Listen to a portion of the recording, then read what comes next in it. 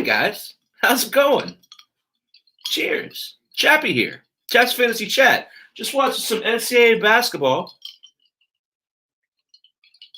You know, I am here at the Mecca of college basketball this week, and that is in Indianapolis. So, not here to talk about that tonight, though. We got some baseball to talk about.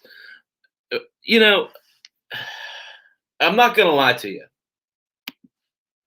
I got one draft left. Most of my prep work's done. So it's a little bit different perspective when you sit down to talk about a position as important as starting pitching is, and you've already done your draft. But you know, I don't want to sell you guys short.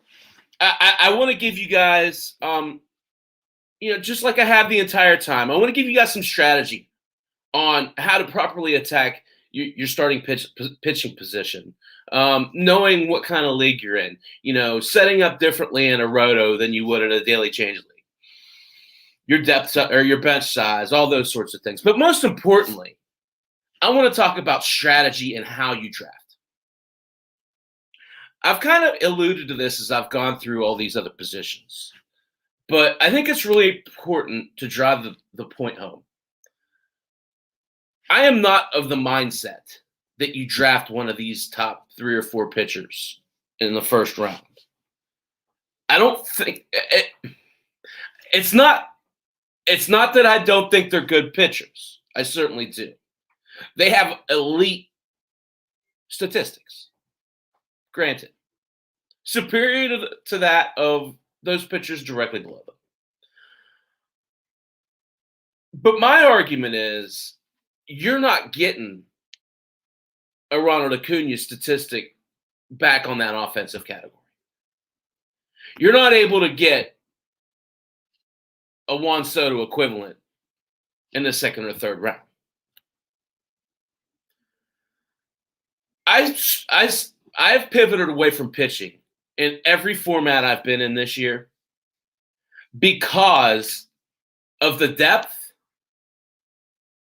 the quality, and the potential of some of these players directly below the DeGroms and the Coles and the Biebers, those guys that you have to reach up to get. If you're going to reach up to get an offensive profile. That's my current opinion. So we're going to talk about that tonight. We're going to break down this pitching position as a silo. I'm going to talk about some guys that I would spend some money on, would spend some draft capital on, and start to develop some targets for you. Now, I have a roto draft coming up next week, and it's quite different. It's purely a statistics draft. That isn't something that I do a whole lot of. So I've had to take a completely different approach for this draft, knowing that I have to approach it a little bit differently. So the strategy that I'm going to unveil you tonight isn't necessarily the strategy I'm going to take into this roto draft next week. But it does speak to some things about it. First off, the depth of the position. You're looking at some guys here specifically. So here, let me dress it up a little bit. How I did this, I went and I got Fantasy Pros ADP. They have a nice cumulative ADP that basically tells you the average draft position of all. So it's Yahoo, Fantrax, RT Sports, NFBC, and then the average. So it gives you a nice round number. It gives you a high, it gives you a low. So you can kind of, I say this every week, I know, but I think it's important to illustrate this. You know that 80% of the teams that you're drafting against most likely are just going to be lazy. And they're going to go to that Fantasy Pros, or maybe they just go to Fantrax, or maybe they just go to whatever, and they're just going to pull out that ADP. And they're going to go right off of it. Why not use that to your advantage? That's the gist of this whole story, okay? But again, so again, that's going to be our working point. That's what we're going to go off of. And in all honesty, when we're talking about tiers, that's where we're drawing from, because you have to take into account that people are going to generally take those players in that area.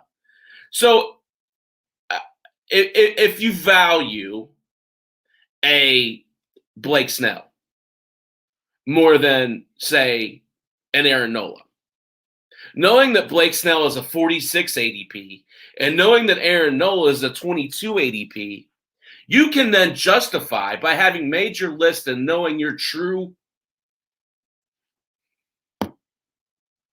likes, I guess, priorities, you can go up and take Blake Snell at the end of the second round.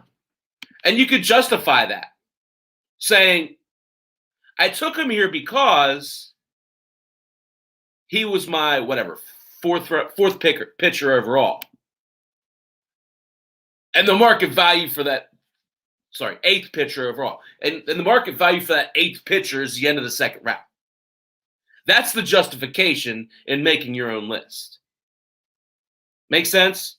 Just kind of to give you guys a baseline. So what I did is I went down through here, knowing that we're pivoting away from that elite first-round talent. I'm not even going to talk about them. I'm not saying they're not good. I'm not saying they're not of value. They certainly are.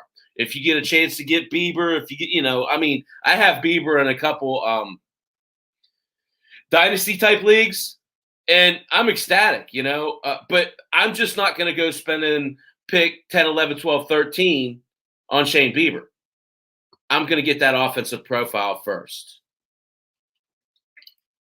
So knowing that, we're going to then attack this draft, attack this order accordingly.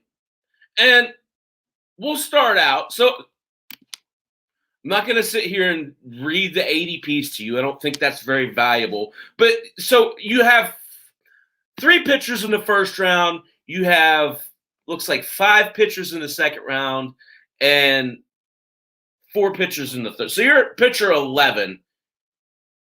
Not true. Pitcher 12 by the time you get out of the third round. I'm axing all of those. I'm not taking a pitcher before round 3. So, the one guy I might consider, and this is just if I pick at the back end of the third round, would be Luis Castillo. Luis Castillo, to me, would be the first pitcher I would consider. And I say that because here's a guy, his ADP is 29. Okay, so we're into these tiers now, okay? And we're going to talk about, so when you get into these tiers, what you want to think about is not only what they've done in the past, but if you're smart, you better be looking and seeing what they're doing in spring training. Because last year was a weird year, and we'd be foolish to just assume that everybody's going to come out of the gates at the same pace and at the same speed. So for me personally, I want to make sure that these guys are feeling good, that they're feeling frisky, that they're feeling spry, and they're ready to go. Chap's Fantasy Chat, Thursday nights at 8. Draft for Upside's the network. You can find us on iLogic Media. You can find us on Spotify, iTunes, StreamYard, YouTube, literally all over the place. Make sure you come back at 10. I know you guys want to talk some brackets, too. We're going to talk brackets at 10 o'clock. Randall and I on the OA, the other angle.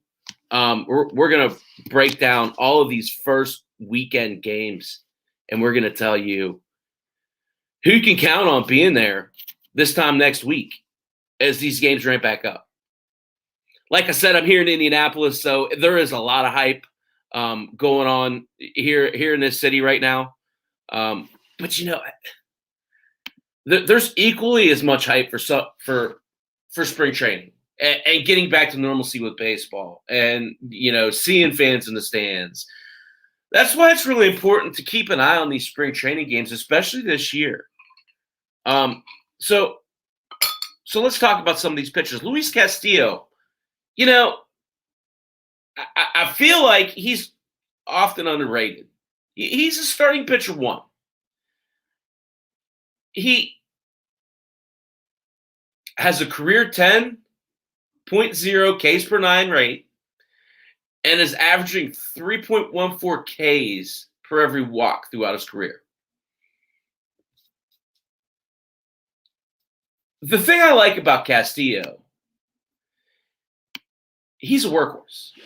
He throws a lot of innings, and he seems to get better as the year goes on. The reason why I really like Castillo, especially first off, in this spot, that's why, because of the end of the third round, you're starting to get this almost not quite a value, but let's just call it a fair value for the type of pitcher you're getting back. It's where the pendulum starts to swing back, and you start to talk about, okay, we have something that we can actually aspire to get to shoot for, right? So look at what Castillo's done.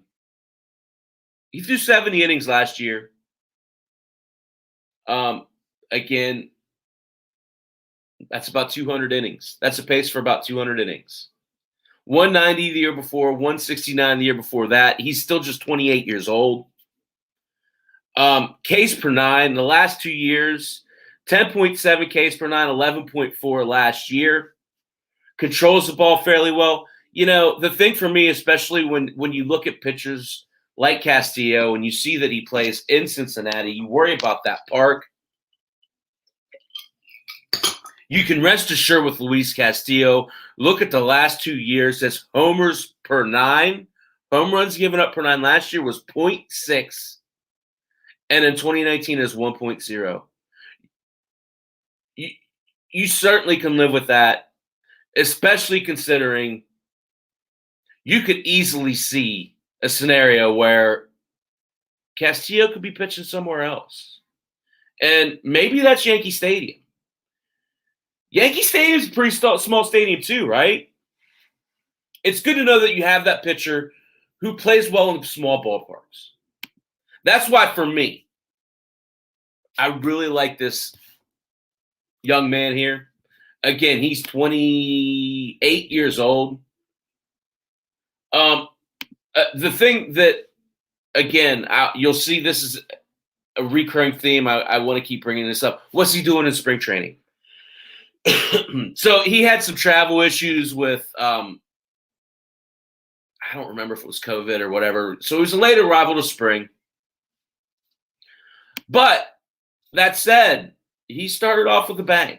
2 innings pitched, strikeout, walk, no runs allowed. Here's a guy, again, you'll be happy to have in July and August and September. And he's been really consistent. What you're looking at when you're looking at Luis Castillo is under a 3.5 ERA.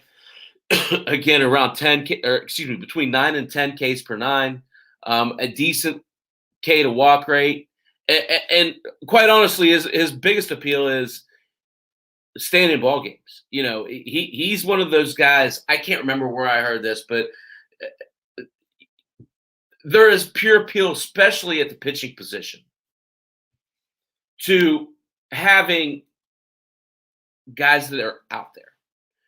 Guys that go the extra inning, guys that don't miss the start. And Castillo is that. So I really like what Castillo brings this year. If I'm sitting there looking at the third round pick and he's still available, if I see that he drops a couple spots, I'm jumping on him. So the next guy I want to talk about, Blake Snell. Blake Snell at 46.4. So we're looking at what, a fourth rounder? To me, he's undervalued here, guys. And correct me if I'm wrong, he's not going to have to face the Yankees. What is it? 17 times this year? He's not going to have to face the Blue Jays and the Red Sox 18 times. Yeah, he gets the Dodgers. I'll give you that. But you'd have to think about the ballparks too, right? So you're going to Yankee Stadium to pitch. You're going to hopefully Rogers Centers to pitch, which is a notoriously hitter-friendly park. You're going to Fenway, where you have the Green Monster that's a doubles machine in the short porch down right field. There's a lot of appealing aspects to Blake Snell moving to the left coast, moving to a team that's not going to penny pinch. I mean, that's a big deal too, right? How about he's going to face pitchers this year? That's a big deal. So there's all these positives for me that add up with Blake Snell.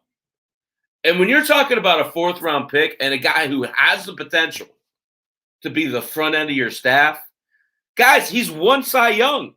He won a Cy Young award.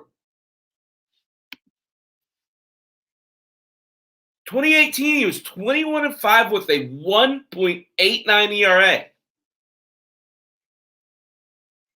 Yeah, he's been a little inconsistent. I'll give you that. But he's still got a career 10.5 Ks per 9. And he's done so against the Aaron Judges and Giancarlo Stantons and, JD Martinez's of the world. Again, I understand he's got to face the Dodgers, but you look at the rest of that division, it doesn't actually, give you cold chills thinking about it, right? There are a lot of secondary positives when you start thinking about Blake Snell. I love the fact that he's kind of a perfectionist. I was listening to an article or to an interview the other night. He's talking about he's a sore loser. That's why he competes so hard, because he doesn't like to lose. They asked him, does he talk smack to the pitchers because he faces live BP? Does he talk smack to the pitchers or to the hitters when he's facing them in BP? He said, no, I don't like to do that. We're both kind of professionals, and it gets kind of personal for me. I don't, So, yeah, I like having someone with that grit, with that edge.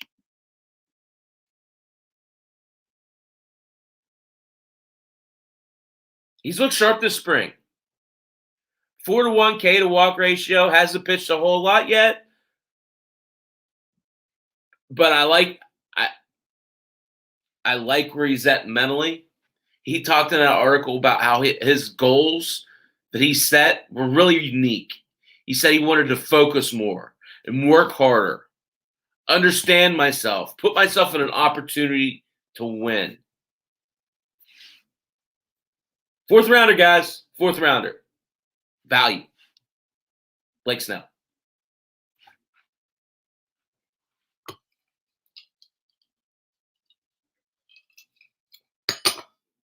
Old Elk tonight. Old Elk's brought to you by Citywide Liquor. Citywide Liquor in Mishawaka, Indiana. The place to go when your spirits are low. Thanks to my cousin Patrick. Always hooks me up with the best bourbon. Really appreciate what he does. Tyler Glasnow. ADP of 52. Like Snell. He's got Cy Young stuff. Unlike Snell, he's not put it together for an entire season. He can be as dominating as any pitcher in the game. Over the past 2 years, he's 11-2 with a 2.90 ERA and a 12.7 Ks per 9. You're talking about getting these statistics in the 5th or 6th round. If he I know it's a big if. If he stays healthy, he can be a first-round pitcher that you're getting 5 rounds later. That's what we're trying to do here. This is the perfect pitcher to target.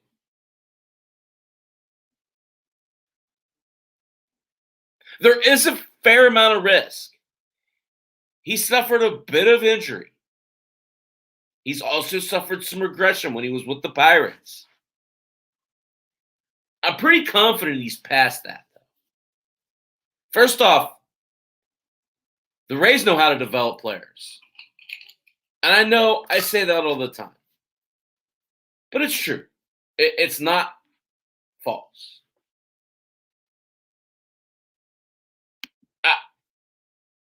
I love that he's working on a new pitch. He's hit triple digit.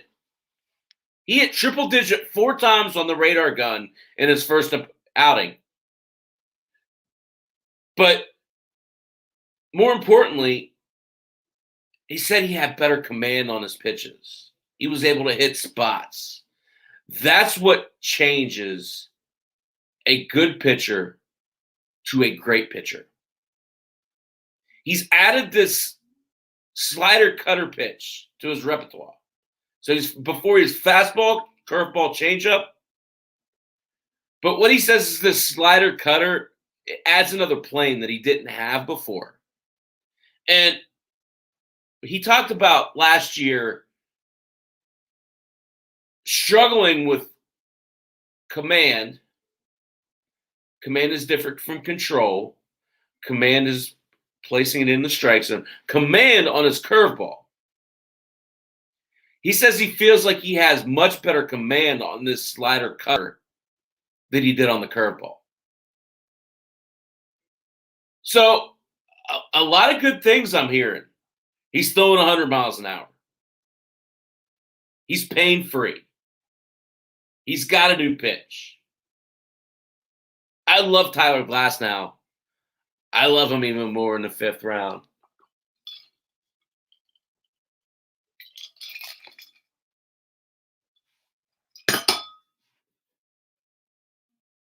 Lance Lynn, 52.2 ADP. Same round. So, back for an example.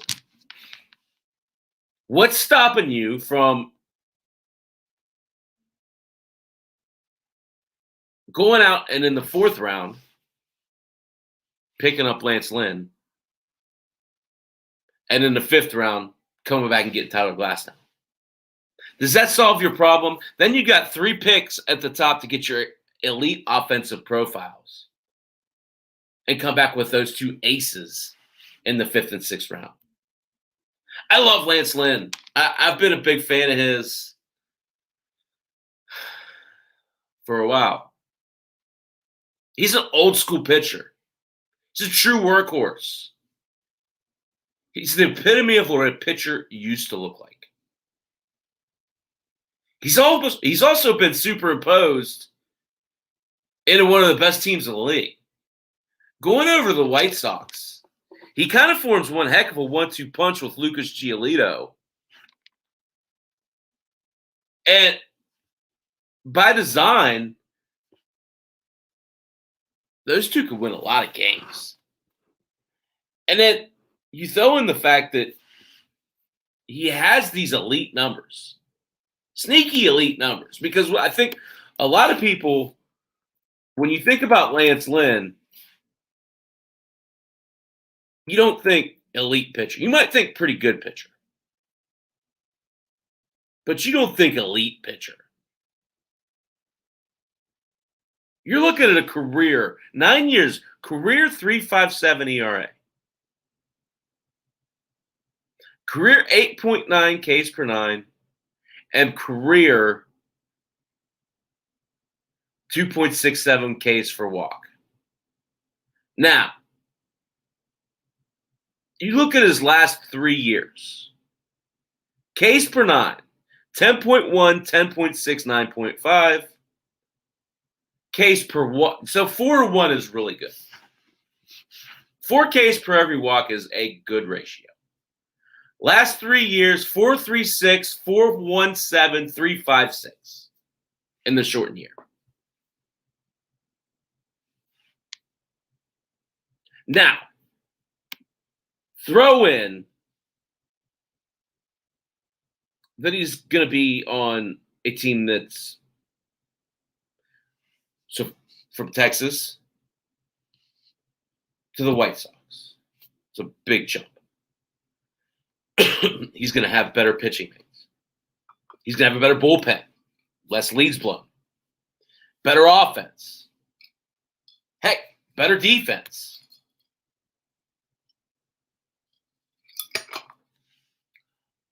But here's the thing, guys.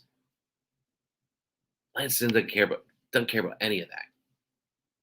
Give him the ball, let him go out, let him pitch. Guys, he was mad the other day.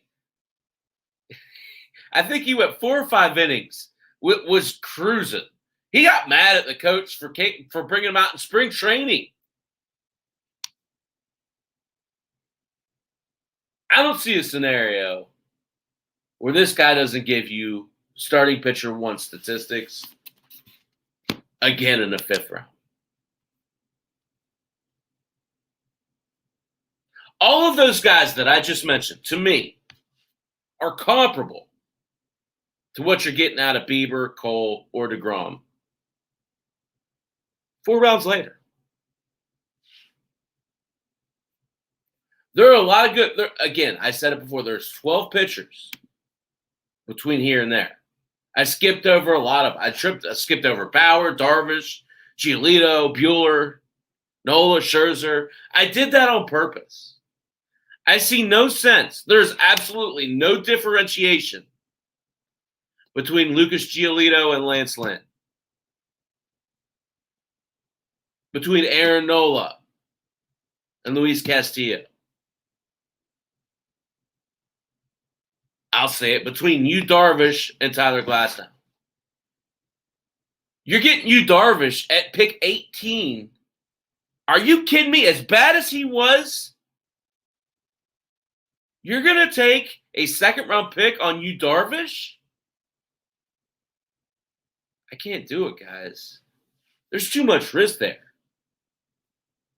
Giolito's the one guy, but he has risk as well. He had a couple really not too good years there, right? So I really like this. So to start off, I like this 10 through 18 tier to start picking off these pitchers. The next tier I want to talk about, though, is where you really want to start building up your cabinet, so to speak. Because when you get down around ADP 77, let me get to it. Yeah, so from 66 to 106 is the next grouping. And there's some potholes here, guys. People are going to step in these potholes. First pitcher on that list, Carlos Carrasco. 66.2. Pothole. Second pitcher on that list, Sonny Gray. Pothole.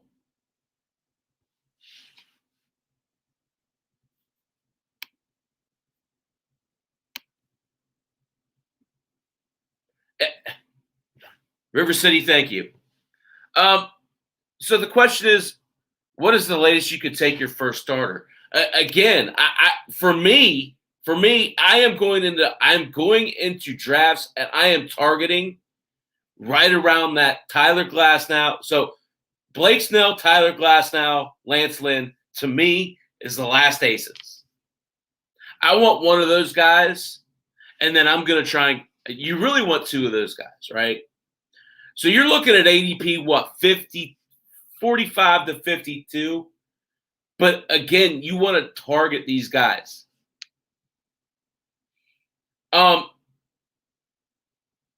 This next tier, though, you can get real good value here, and you can start really building up. Thanks for the question, River City Media. Randall, appreciate you, bro. Guys, Chap's Fantasy Chat, you can find me on StreamYard. You can also find me on Facebook, YouTube, iTunes, Spotify, Twitcher. I think that's it. All over the place. Trap for Upside's the sponsor, and iLogic Media is the platform. So if you got questions and it doesn't come through on StreamYard, I will definitely answer you after the podcast. So let's talk about this grouping, though. So we talked about some potholes. We talked about, how Carrasco's got, I think, shoulder. Sonny Gray's got back. Guys, I don't know about you. I can't do Zach, please, Zach. After his pompous behavior, I like him. He's a good enough pitcher. But the guy who I'm targeting first in this group, Max Fried at 77.4.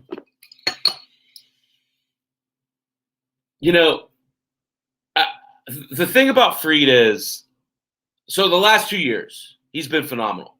24-6, 3.57 ERA, 9.1 Ks per nine. Let's be honest, he's a sneaky starting pitcher one.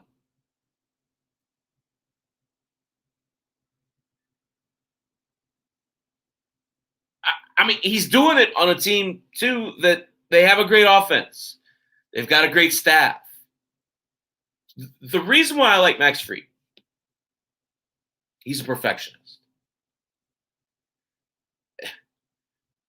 What is it? Charlie Montoya tells this story about how Max Fried calls him up in the offseason and says, "Coach, I think I found this whatever.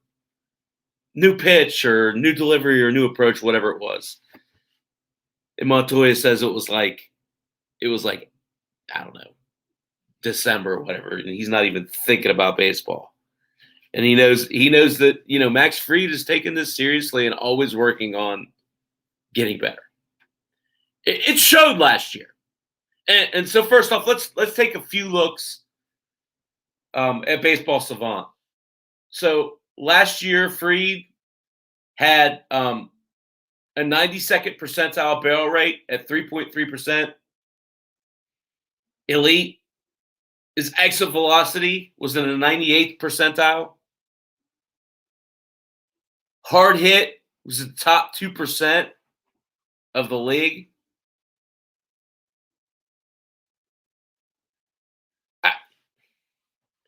Fried had a breakthrough year last year, and it largely went unnoticed. But the thing about it is, these numbers suggest it's repeatable. Barrel percentage, top 8%. To me, that says they're not hitting the ball squarely. Exit velocity, 98th percentile. They're hitting it. They're not squaring it up. So it tells me that this guy in the 7th round has potential to improve upon these low-end starting pitcher one numbers from the last 2 years. He's done it now, not 2 full years, obviously. There was a shortened year last year. But he's done it the last 2 seasons. Fried is your perfect starting pitcher, too. He would pair nicely with Tyler Glasnow.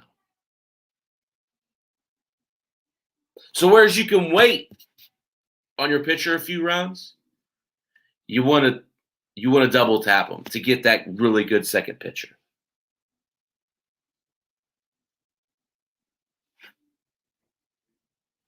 Zach Greinke, I want to talk about. ADP at 97.8. Now,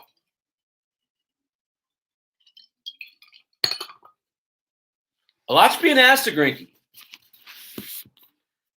He's basically being asked to do his best Justin Verlander impression. But look, if anybody can do that, it's Zach Greinke. You're talking about a guy who's about as detail-oriented as it gets, who's about as attention to the small things as it gets. We're talking about a guy who has a career 3.37 ERA in his 18th season.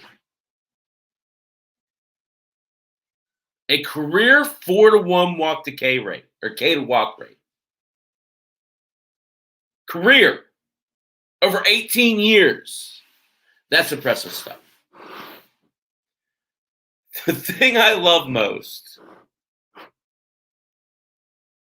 when you go to look up spring training events on Zach Greinke, you know what you hear, you know what you read. Business as usual. You don't hear a darn thing. You hear these stupid flippant stories of his quirky personality. You hear these stories about how the catchers think he's a different breed. Blah, blah. Who cares? I love it. The thing we get with Zach Greinke is elite whip, elite ERA, win-loss statistics. You're going to miss just a touch in your Ks per nine. 8.2 last year, Ks per nine. But everything else is going to be starting pitcher one. And that's what you're really looking for.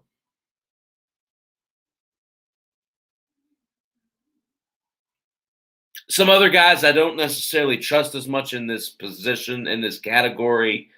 Kyle Hendricks, Ian Anderson, Chris Paddock, Jesus Luzardo. I don't trust these guys as much because at this point, I need consistency. All of those guys, with the exception of Hendricks, and even he's been a little bit inconsistent, need to show me that next level of, hey, I'm there. I can take the ball. I will be effective.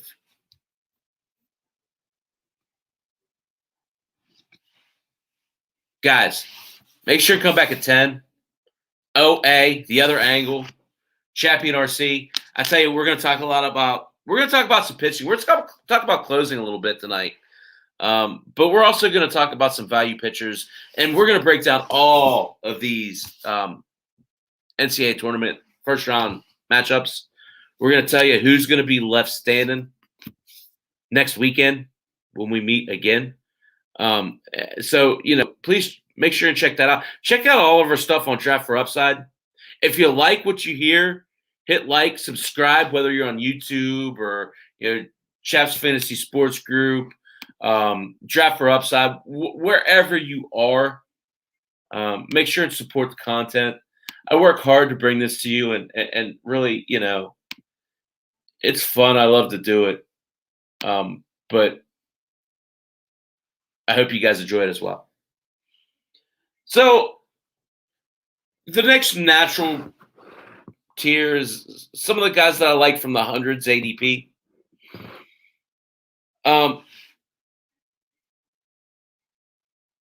First, I want to talk about being able to be flexible. Because you have to use, if you're going to sit there and cherry pick statistics from spring training about positive cases, about guys that are doing well, you better be willing to admit you're wrong on guys when things aren't pointing in the right direction. That's the biggest part of that exercise, right? Who am I talking about? I'm talking about Julio Urias, ADP of 119. So in a 12-team league, you're talking about a 10th round pick on Julio Urias. I love Julio Urias. I think he's a great pitcher. I've been a big fan of his for, I don't know, it seems like he's been in the league for 42 years now. I know he's, 23 years old. But you got to understand what's going on in LA. What's going on with the Dodgers? The Dodgers are one of the few teams that really has an embarrassment of riches. And, bringing in Trevor Bauer, that's a great sign. But it's not good for Julio Urias. Because now, instead of having that 4 position all wrapped up, he gets slotted down, and now he's competing with some really good pitchers in the starting rotation. So you're looking at Kershaw, you're looking at Buehler, you're looking at Bauer, and you're looking at Price as 1 through 4. 4 really good pitchers. Now you're competing against Dustin May for that 5th rotation spot. And again, the articles that I read, Julio Urias is losing ground to Dustin May. Julio Urias is still waiting on clarity and role for the Dodgers rotation. Urias is clearly isn't a lock to start up or to be a starting pitcher in the Dodger rotation. Look, you can go and invest a 10th round pick in Julio Urias. I'm suggesting you do not. And, in years past, I've kind of been a little cocky, a little arrogant, and said, I'll wait. I can wait for him to come around. But the fact is, he's not going to give you the numbers even when he does come around. Say he starts the second half of the year, he's not going to give you this huge, 14 Ks per 9 that's going to put him over the top. He's just going to slot in as another starter. So if you're looking at a guy like Julio Urias in the 10th round, and you see those stats and you see those news articles, why not pivot away? Go after a guy like Joe Musgrove instead. Joe Musgrove, to me, guys, is where it's at. He's the one that is really has a lot of breakout potential.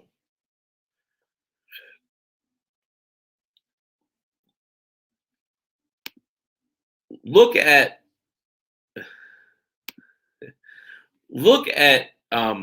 where he's been, and it's one of those things where he's physically imposing, right? He's one of those guys that at 6'5", 230, at 6'5", 230, he's a big dude on the mound. And when he's pitching downhill, he's tough for pitchers to see. But then throwing on top of that, his work ethic, his attention to detail. And this is kind of the underlying theme of all these guys that I'm targeting, right? 128.8. You're talking about an 11th round pick. He goes from a team.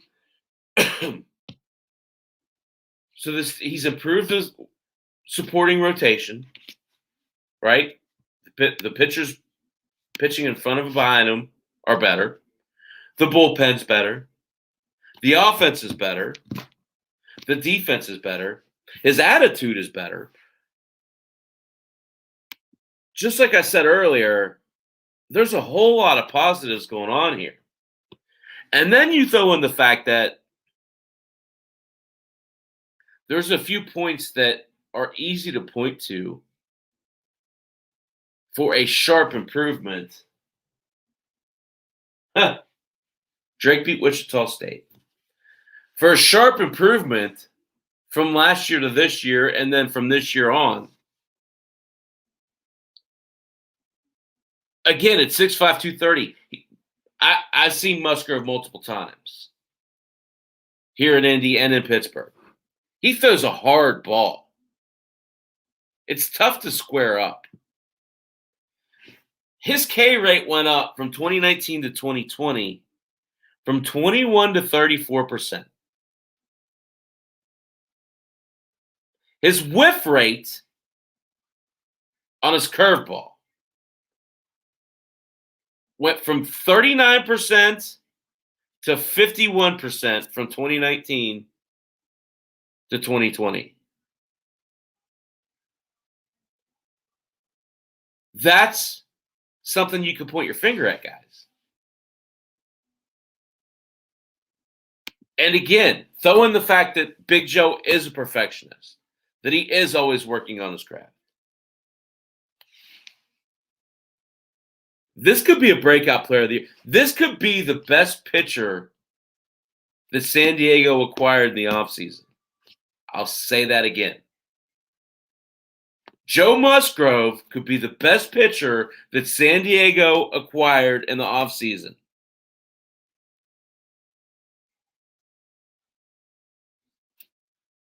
Dead face. I'm serious.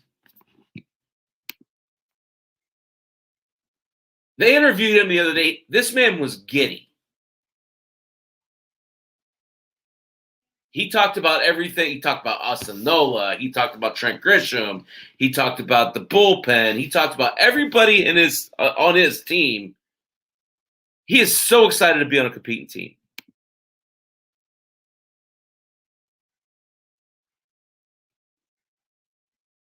Guys, I got to speed it up. I do want to talk about, though, real quick.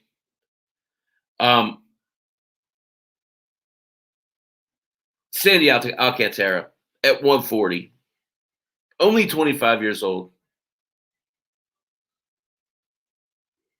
Really like him at 140. Already he's been given the moniker of leader, of mentor.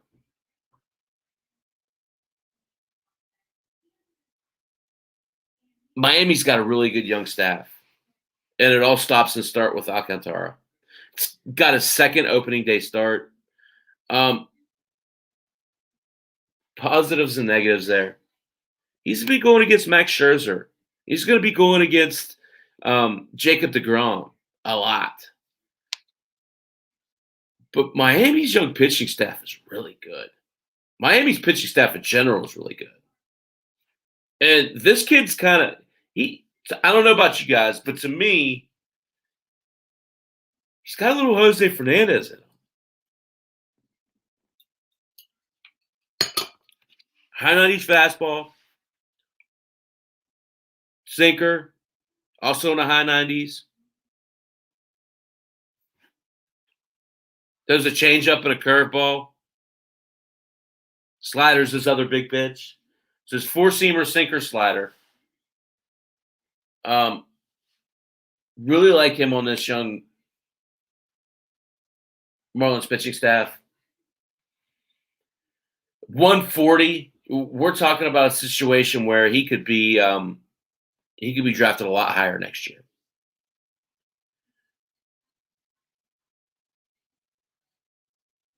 Two more guys I want to talk about.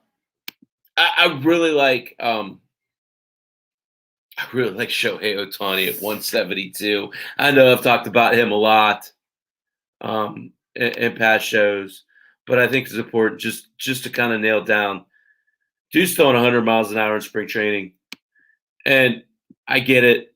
I know that it's just spring training, but it's not just spring training. Seeing him healthy, seeing him out on the field, and participating fully in the drills that he's expected to participate in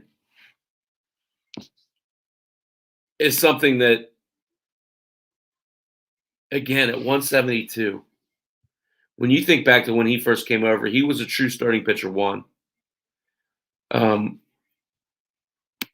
Especially if you're in a daily change league where you can use him both in the field and as a pitcher. This guy's a tremendous value. He really could win your league, especially at this rate or at this draft value, because he could give you 150 innings and 400 at bats. He could hit you with 30 homers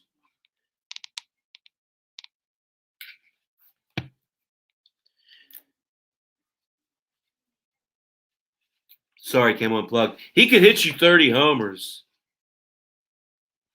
and strike out 200 batters. I mean, he's that kind of potential. Not many people could say that. No, I know that's a little bit far-fetched. But is it? Is it really? When you talk about Shohei Ohtani at pick 170, 172, you're talking about extreme value. And that's just for him as a pitcher. If you are fortuitous enough to play in a league where you have changeability, a daily change type league, he's worth much more than that. Last guy I want to talk about because I want to eat.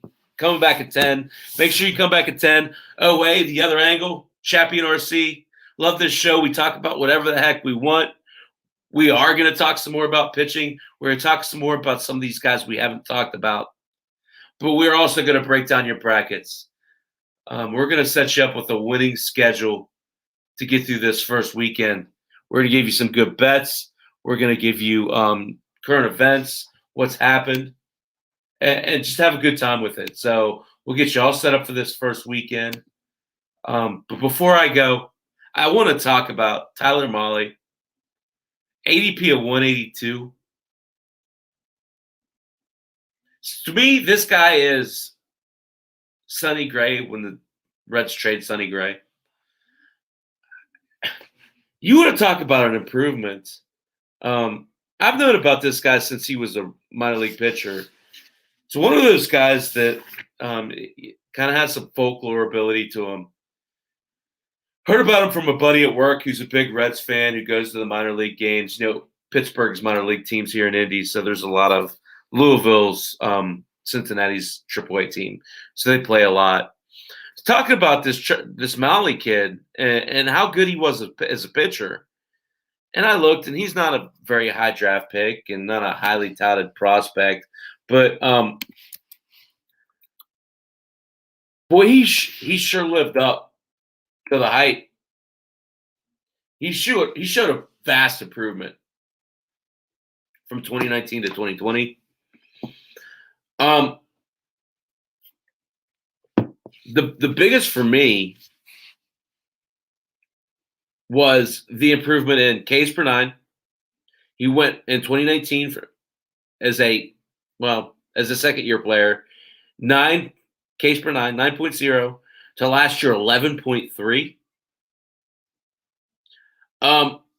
He was able to minimize his home runs per nine from 1.7 to 1.1.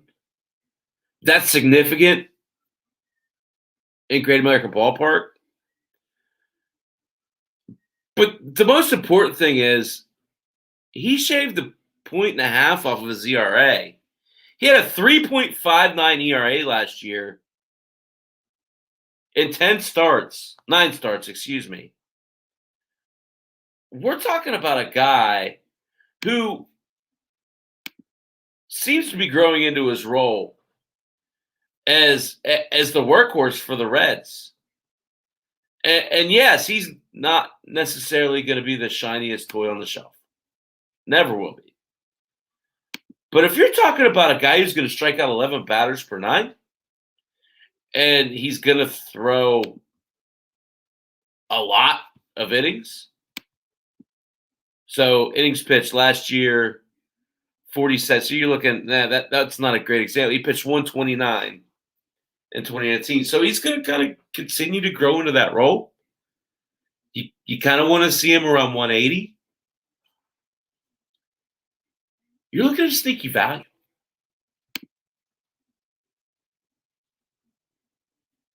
Guys, I got to jump off here. I got some pizza. I'm getting ready to eat. Come back in an hour, though. The other angle, OA, Chappie and RC. Chap's Fantasy Chat's brought to you Thursday nights at 8 on Draft for Upside.